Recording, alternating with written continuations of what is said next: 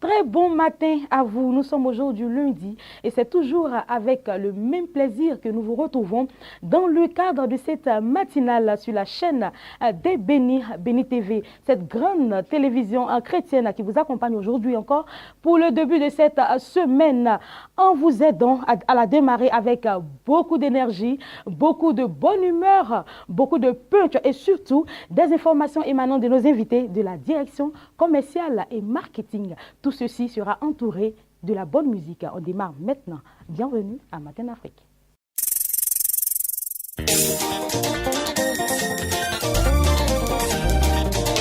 L'Éternel ne confie pas de grandes choses à quelqu'un qui va échouer. Accepte ton temps de formation, car c'est pour que Dieu te lève. Comme David, comme Moïse, mets ta confiance en l'Éternel et tu seras béni au nom de Jésus.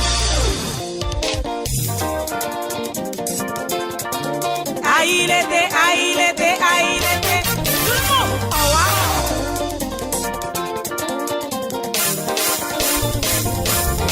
Si les hommes t'oublient, c'est pour que Dieu t'élève.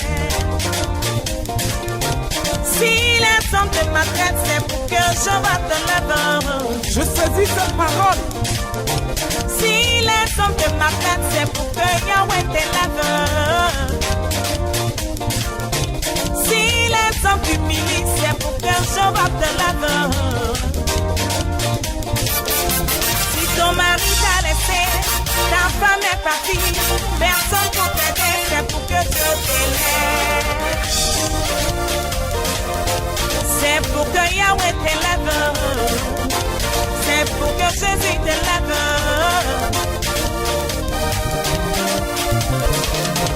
Si les hommes t'oublient, quelle que soit ta position, quels que soient tes soucis,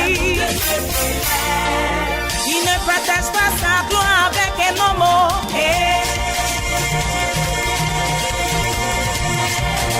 Les cris de joie. On s'abaisse, on s'abaisse, on s'abaisse, on s'abaisse, on se lève, on se lève, on se lève, on se lève. Avec Jésus-Christ, on ne joue pas. Ah, on avance, on avance. Avec Jésus-Christ, on ne joue pas. On avance, on avance. Avec Jésus-Christ, on ne joue pas. On avance. Il y a des hommes qui naissent dans ce monde avec la cuillère en or dans leur bouche. Aussi des hommes qui naissent dans ce monde, ils ont toute leur famille pour réaliser leur projet. Mais toi, personne devant toi, personne derrière toi, malgré tous tes diplômes, personne pour t'aider. Dans ce monde difficile, personne pour t'aider. Dans ce monde compliqué, personne pour t'aider. Mais toi, tu as mal au cœur, tu t'as Quelle histoire! franchement, mais quels que soient les problèmes que tu vis, Jésus va élever ton nom dans ce monde. Quelle que soit la famille d'où tu viens, Jésus va élever ton nom dans ce monde. Tu n'es pas né pour échouer, Jésus va élever ton nom dans ce monde. Tu n'es pas né pour rien, Jésus va élever ton nom dans ce monde. Laisse-moi te dire, Jésus va élever ton nom dans ce monde. Laisse-moi te dire, Jésus va élever ton nom dans ce monde. Tu n'es pas né pour rien, Jésus va élever ton nom dans ce monde. Tu n'es pas né pour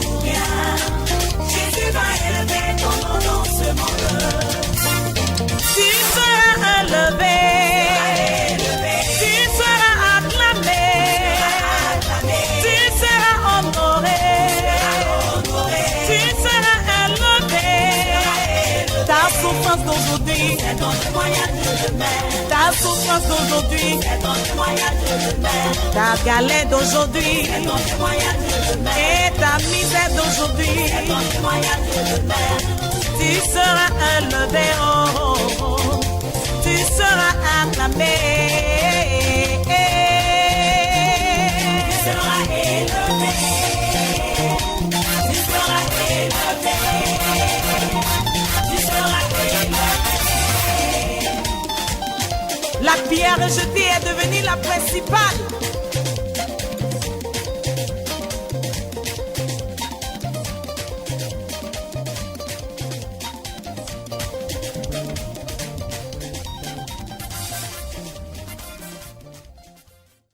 Matin d'Afrique est l'émission par excellence sur la chaîne des Bénis qui est diffusée tous les lundis, du lundi au vendredi, à partir de 8h et ensuite rediffusée à partir de 10h00. C'est une émission qui comprend deux parties essentielles. Dans la deuxième partie, nous recevons nos invités de la direction commerciale et marketing qui viennent nous parler de leurs différentes activités socio-culturelles. Alors que vous soyez une église, une organisation chrétienne, une école, si vous avez des activités, alors Béni TV est la bonne adresse. Disons, Matin d'Afrique est la bonne adresse. Alors dans la première partie, nous recevons un consultant avec qui nous traitons d'un thème essentiel pour édifier le corps du Christ. Notre consultant, vous le constatez, est absent ce matin, c'est Révérend Yoman. Mais à la place du consultant, nous avons un invité, je dirais un invité assez spécial, avec qui nous allons traiter d'un thème aussi spécial qui est le chrétien et l'Internet. Il s'agit bien de l'évangéliste JB. Bienvenue.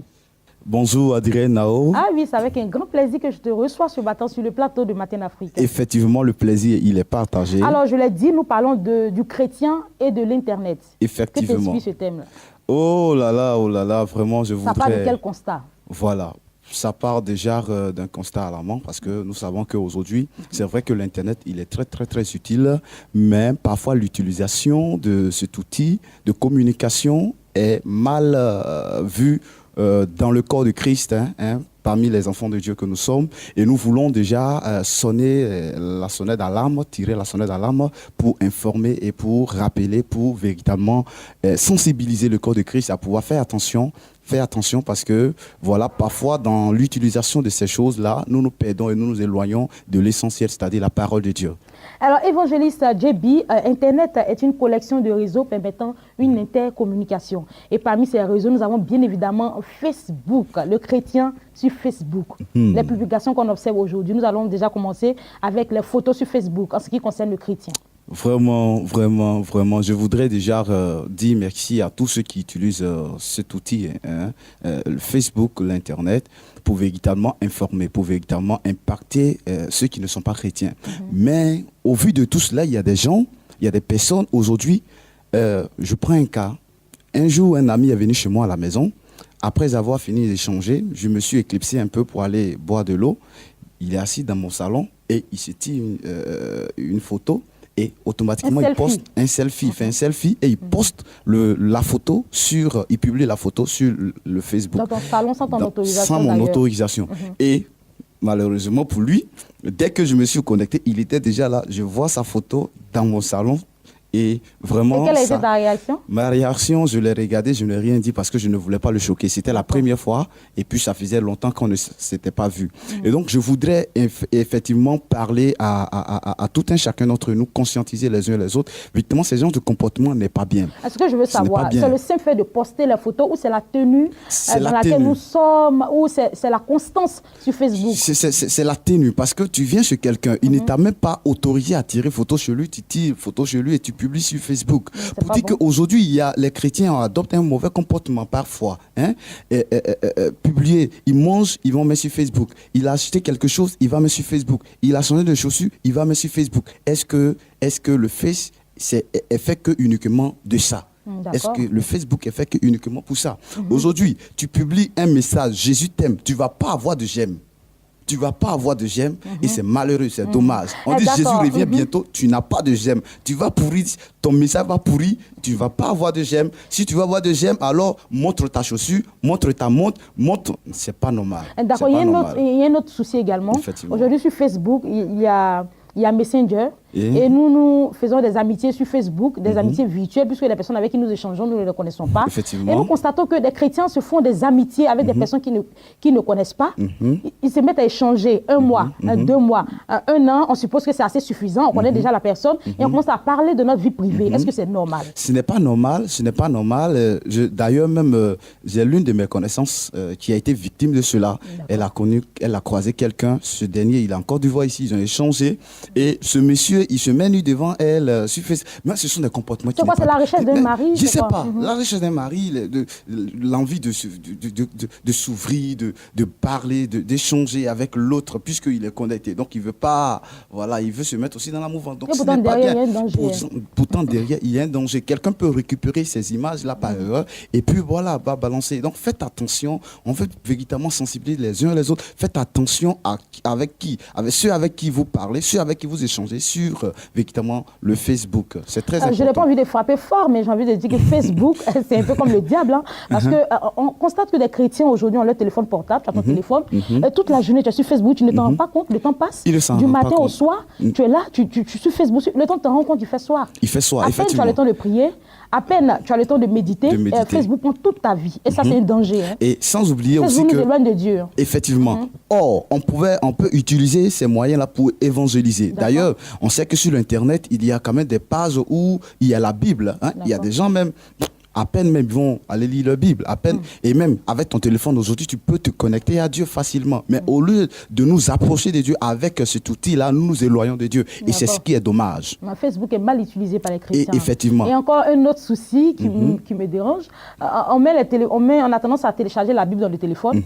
Et lorsque nous sommes à l'église, on fait croire qu'on a là cliqué sur la page de la Bible. Et au contraire, pendant que le pasteur est en train de prêcher, c'est les publications sur Facebook, dans l'église, dans la présence de Dieu. Et ça aussi, c'est un problème. C'est un problème, c'est un problème. Et nous voulons véritablement sensibiliser les uns les autres, véritablement à prendre conscience de ces choses-là. Ce n'est pas bien, tandis que tu es dans la présence de Dieu, en train d'écouter la parole de Dieu, ce n'est pas intéressant. Si tu veux te connecter sur l'Internet, peut-être c'est pour lire la Bible. C'est pour lire, c'est pour trouver la référence ou les références que l'homme de Dieu a données. Mais si ce n'est pas ça, ce n'est pas intéressant de prendre des photos dans l'église et les publier en même temps. C'est pas intéressant. Tu distrais les gens déjà qui sont autour de toi et puis toi-même tu te déconnectes de la parole qui est en train de prêcher. Or vous savez avec moi que la foi vient de ce qu'on entend. Ce que tu entends, c'est ce qui crée en toi la foi.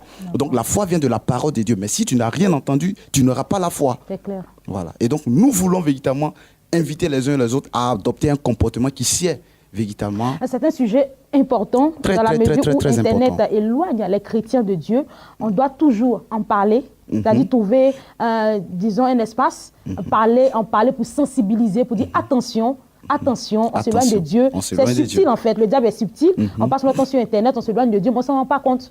Il faut faire attention. Alors, évangéliste Derby, qu'est-ce qu'on retient de votre passage? On retient que la Bible dit que tout m'est permis, mais tout n'est pas utile. Ce n'est pas utile de prendre la photo de ta chaussure pour mettre sur Facebook. Ce n'est pas utile de partager des choses insensées. Ce n'est pas utile, tu es en train de manger.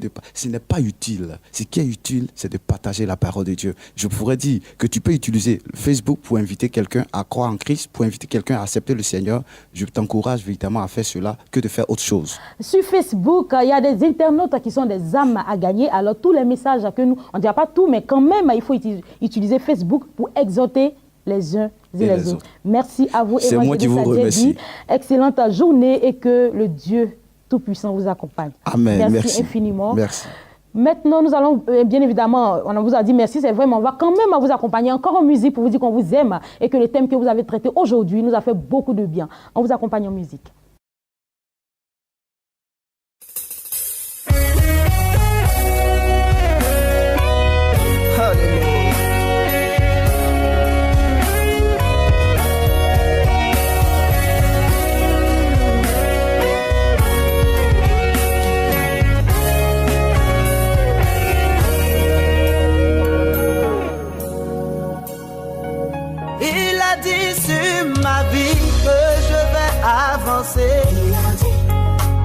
J'ai foi que cela arrivera. Il a dit sur ma vie que je vais travailler. Et j'ai foi que cela arrivera. Il a dit sur ma vie que je vais voyager. J'ai foi que cela arrivera. Il a dit sur ma vie que je vais prospérer. Oh, oui, j'ai foi que cela arrivera. Il a dit ce que sa bouche a dit, sa main l'accomplit.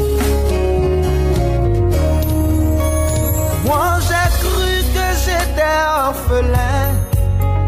Moi j'ai cru que j'étais oublié. Oh.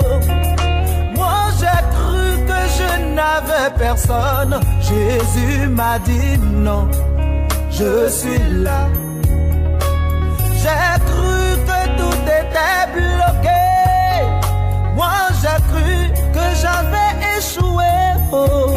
Longtemps j'ai cru qu'on m'avait mis aux oubliettes. Jésus m'a dit non et je suis là. Il m'a donné la victoire oh, sur mes ennemis.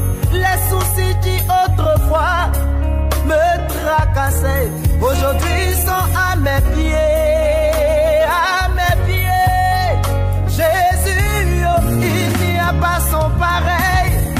Il est là, il est là, il est là. Jésus est là,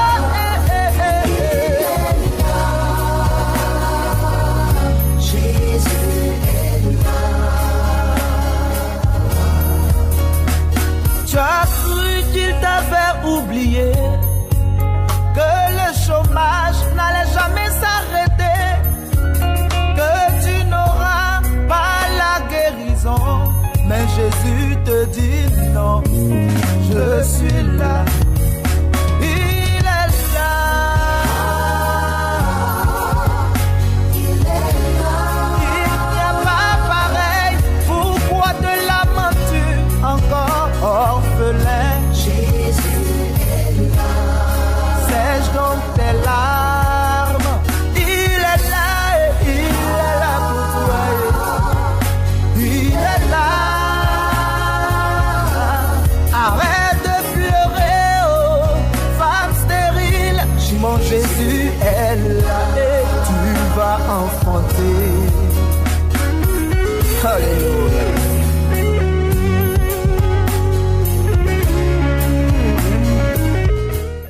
L'émission se poursuit. C'est donc avec ce jingle qui va nous servir de transition pour recevoir nos invités de la direction commerciale et marketing. À tout de suite.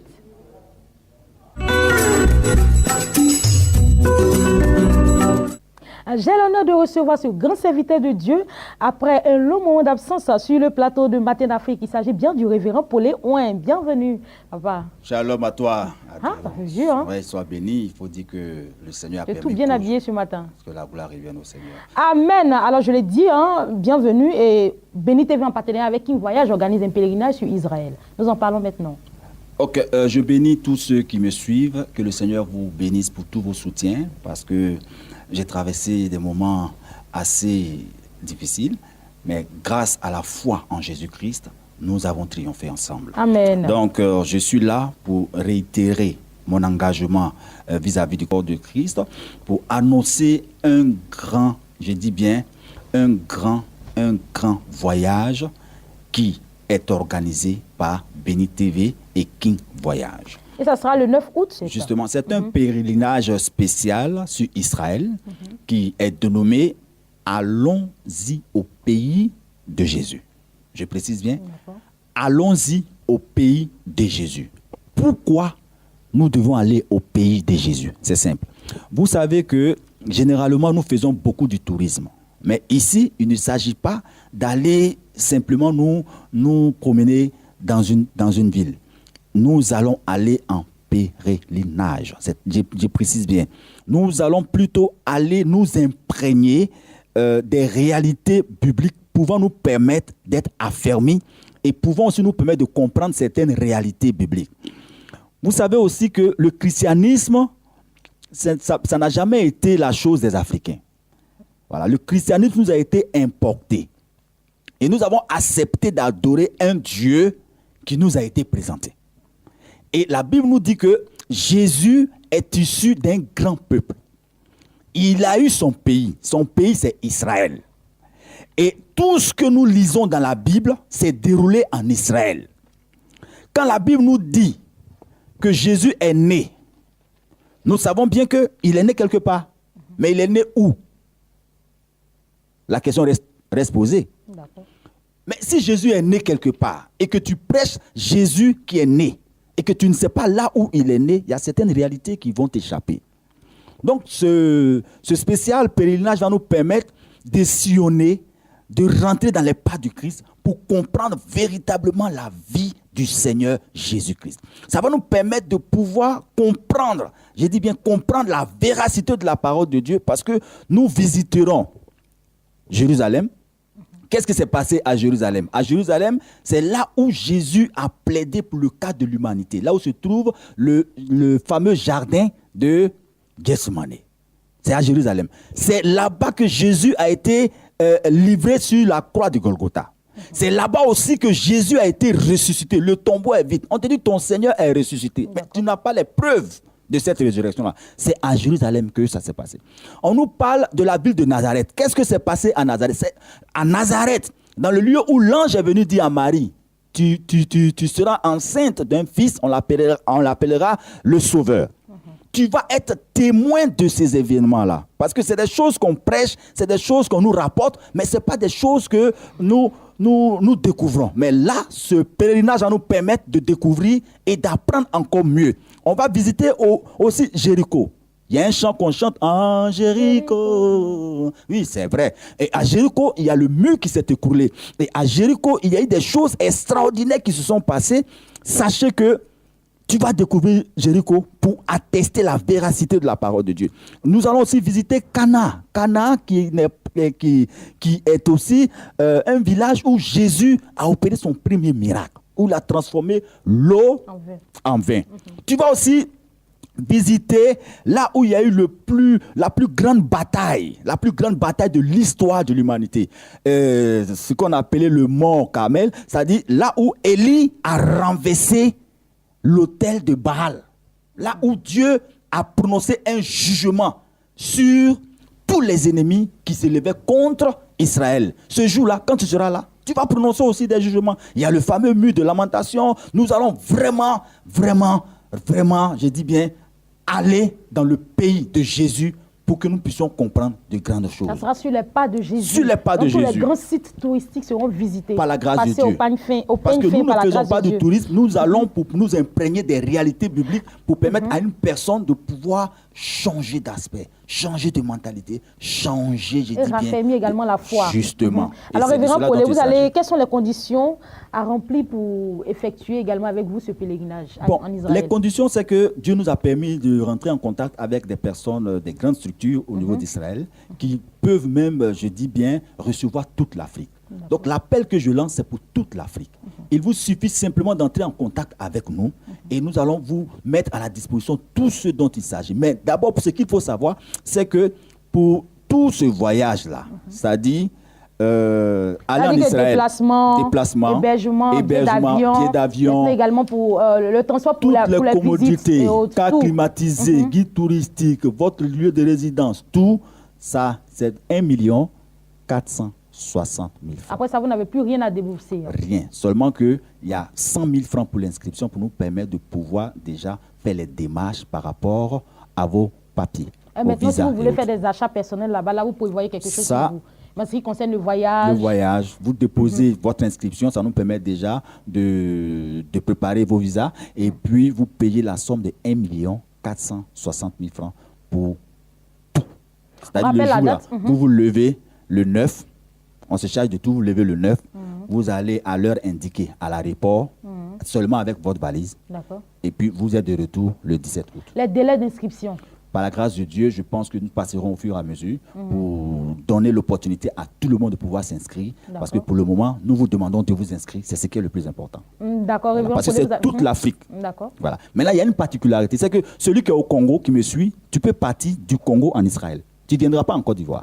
Okay. Celui qui est au Ghana, du Ghana, tu peux partir en Israël. Donc, nous avons un réseau qui nous permet de pouvoir voyager ensemble, mais ne pas être en Côte d'Ivoire. Donc, ceux qui sont au Gabon, ceux qui sont en Angola, c'est possible. Rentrez simplement en contact avec nous et c'est sûr et certain que vous serez satisfait. Alors, pour d'éventuels compléments d'information, comment révérend pour les... Bon, tous les contacts sont là. D'accord, voilà. donc Mais je précise, à cause de certaines personnes qui nous appellent, nous vous rassurons que c'est seulement à Béni TV que vous pourrez venir faire l'inscription. Seulement à Béni TV. N'acceptez aucune inscription en ligne si ce n'est que par le biais de Béni TV. Parce qu'il s'agit de la crédibilité de l'organisation. D'accord, merci à vous, révérend Paulé Ouin. Je rappelle que vous étiez sur notre plateau pour nous parler d'un pèlerinage en Israël organisé par Béni TV qui est en partenariat avec King Voyage. Merci, je termine avec les contacts. Le 09 88 68 00, le 03 72 31 23 et enfin le 40 15 89 32. Il faut précéder tous ces numéros du plus 225 car il a dit tous les pays, c'est-à-dire le monde entier est concerné par ce voyage. Merci à vous, révérend Paulé Ouin. Je rappelle une information capitale, vous pouvez avoir désormais Béni TV à portée de main. Vous pouvez télécharger l'application Béni TV sur Play Store pour tous ceux qui ont les smartphones. Et ça s'applaudit. Voilà, c'est un pas de plus pour gagner le monde entier avec l'évangile de Christ. Merci infiniment à toute mon équipe composée de Amisson, Agathe, Julie, enfin de belles dames derrière ici. Également au son, nous avons le frère Paul. Merci à vous. Merci également à tous les téléspectateurs de rester en notre compagnie. Passez une excellente journée sur la chaîne des Bénis et ayez une semaine de performance au nom de Jésus-Christ de Nazareth. Au revoir.